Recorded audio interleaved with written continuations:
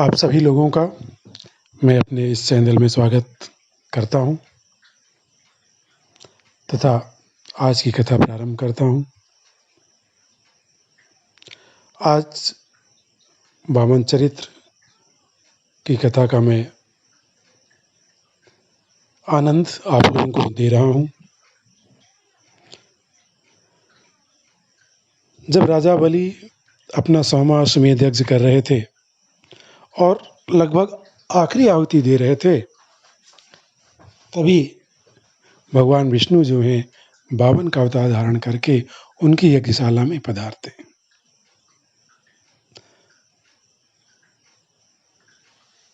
और यज्ञशाला में पधारने के पश्चात वो राजा बलि से 3 पग भूमि मांगते हैं। राजा बलि ने जब उनको देखा, कितना तेजस्वी ब्राह्मण तो आज तक मैंने कभी देखा नहीं।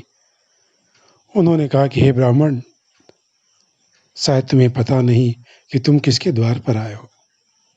यह राजा बलि की यज्ञशाला है और यहाँ आकर के तुम सिर्फ 3 पग भूमि मांग रहे हो। इसको देखकर तो ऐसा लगता है कि जैसा कोई व्यक्ति समुद्र के पास जाए और सिर्फ उससे कुछ बूंदे मांगे, पर्वत के पास जाए और उससे कुछ कण मांगे, उसी तरह तुम यहाँ आकर के सिर्फ 3 पग भूमि मांग रहे हो। वामन भगवान ने कहा कि हे बलि, ब्राह्मण को संतोषी होना चाहिए। जितना आवश्यकता हो, जितने की आवश्यकता हो, उसे उतना ही लेना चाहिए।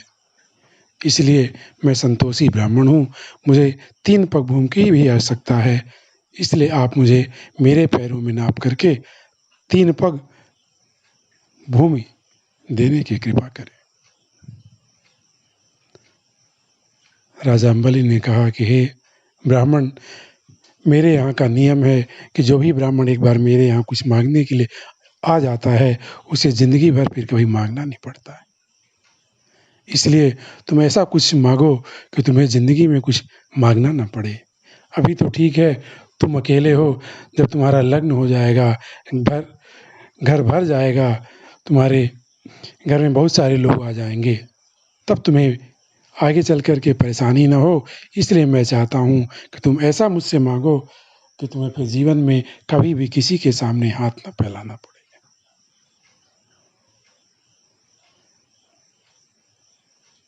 वामन भगवान ने कहा कि हे राजन, मैं पहली बार ही मांगने आया हूँ।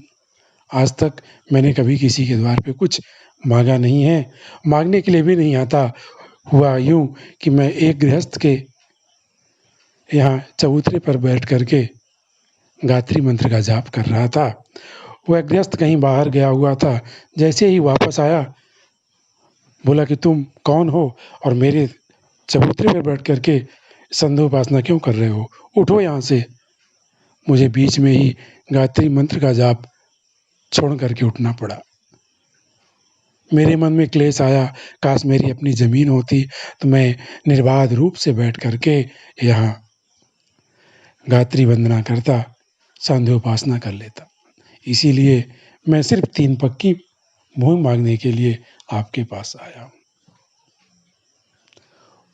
उधर यज्ञशाला में दैत्यों के गुरु शुक्राचार्य भी विराजमान हैं। उन्होंने अपनी दृष्टि से देखा, भगवान वामन को पहचान लिया और उन्होंने राजा बलि को कहा कि हे बलि, तुम इन्हें जो दान देने का संकल्प ले रहे हो, ये बहुत ही गलत है। तुम संकल्प मत लो। तुम इनको पहचानते नहीं हो। जिसे तुम छोटा सा बालक समझ रहे हो, ये कोई छोटा सा बालक नहीं, साक्षात विष्णु हैं, जो इंद्र का काम बनाने के लिए, तुम्हारे यज्ञ को ध्वंस करने के लिए तुम्हारे यज्ञशाला में आए हैं।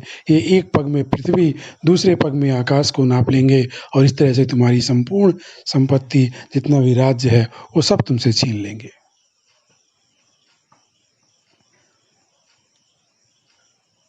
इसलिए मैं संकल्प नहीं करूँगा।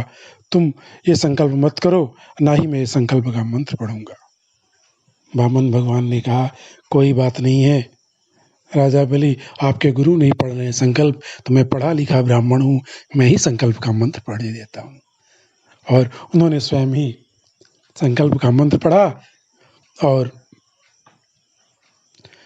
संकल्प का मंत्र पूर्ण होने के पश्चात राजा बलि ने कहा कि हे ब्राह्मण देव, आप अपने कमंडल से कुछ जल की बूंदें हमारे हाथ पर डाल दीजिए ताकि ये संकल्प परिपूर्ण हो जाए। जैसे वो भगवान जल को डालने लगते हैं, उस कमंडल के टोटी के बीच में जाकर के शुक्राचार्य बैठ जाते हैं, इसलिए जल नहीं निकलता है। वामन भगवान इस बात को समझ जाते हैं और उन्होंने वहीं पर पड़ी हुई एक सीख को उठा करके उस कमंडल पे जैसे ही डाला, वैसे ही शुक्राचार्य की एक आंख फूट गई और वो कमंडल से बाहर निकल आए और फिर उनका संकल्प जो है वो पूर्ण हो गया। अपने गुरु की बात राजा बलि को अच्छी नहीं लगी। उन्होंने कहा कि हे गुरुदेव, भले ही ये मेरी सब कुछ संपत्ति छीन लेंगे, मेरा सब कुछ हरण कर लेंगे, फिर भी कम से कम मेरा यश तो बढ़ेगा। यदि मैं दान देने के संकल्प लेने के पश्चात मना करूँगा तो लोग मुझे अपयश देंगे और मेरी जगत में हँसाई होगी। और वैसे भी जैसा कि आपने कहा कि ये साक्षात विष्णु हैं, तो इससे बड़ी और मेरे लिए क्या बात हो सकती है कि साक्षात जगत के दाता, जो सबका कल्याण करने वाले हैं, जो सबको देने वाले हैं, वो खुद आज मेरे यहाँ कुछ मांगने के लिए आए। आज तो मेरे भाग्य खुल गए कि जगत के दाता आज मेरे सामने याचक बन करके खड़े हैं। इस प्रकार से गुरु की बात ना मान करके उन्होंने उन्हें 3 पग भूमि देने का संकल्प लिया। दत्त गुरु शुक्राचार्य ने कहा कि तू गुरु की बात को नहीं मान रहा है, इसलिए तू तुरंत ही स्त्रीहीन हो जाएगा, सब कुछ तेरा छिन जाएगा। तो दान तो कर रहा है, लेकिन दान उतना ही करना चाहिए जितना उचित हो। ऐसा नहीं है खुद दान कर दो और फिर अपने लिए ही कुछ ना बचे, अपने बाल बच्चों के लिए कुछ ना बचे। इसलिए दान करने का भी नियम बताया गया है कि दान किस हिसाब से करना चाहिए।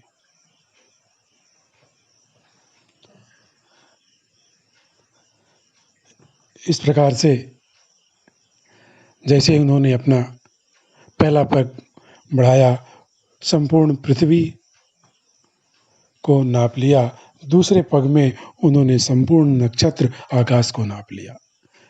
तीसरा पग रखने के लिए भगवान वामन ने कहा कि अब बताइए मैं तीसरा पग कहाँ रखूं? तुमने तो 3 पग भूमि देने का संकल्प लिया था। राजा बल ने कहा कि मुझे अपना संकल्प अच्छे तरीके से याद है। आप अपना तीसरा पग मेरे मस्तक पर रखिए। और जैसे ही भगवान ने उनके मस्तक पर पैर रखा है, वैसे ही वो पाताल लोक में चले जाते हैं। भगवान ने कहा कि मैं तुमसे अति प्रसन्न हूँ, तुमने अपना सर्वस्व मुझको लुटा दिया है, सब कुछ मुझको दे दिया है, तुम्हारे पास कुछ नहीं बचा है, इसलिए मैं चाहता हूँ कि मैं भी कुछ तुम्हें दूँ।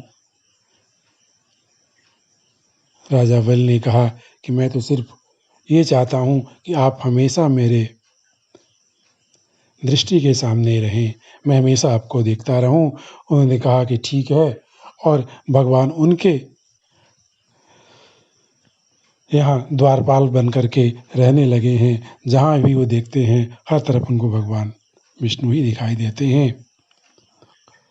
इस तरह से भगवान विष्णु जो हैं वो अपने भक्तों के अधीन होकर के उनके द्वारपाल बन करके उनके यहाँ रहने लगते हैं। यह बात जब लक्ष्मी जी को पता चलती है कि भगवान इस समय जो है पाताल लोक में द्वारपाल बन करके रहने लगे हैं, उन्होंने सोचा कि अब मैं कोई ऐसा उपाय करूँगी जिससे मैं अपने पति को वापस ला पाऊँ।